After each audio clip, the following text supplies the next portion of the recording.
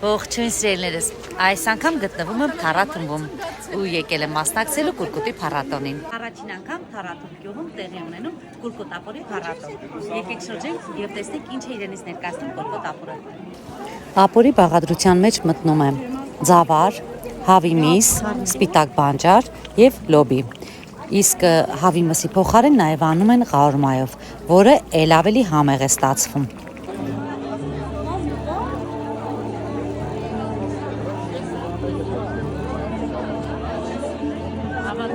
Հրաշալի համունի շատ հավանեցին ու իմեջում դուք դեր սրա պատրաստման եղանակը կտեսնեք։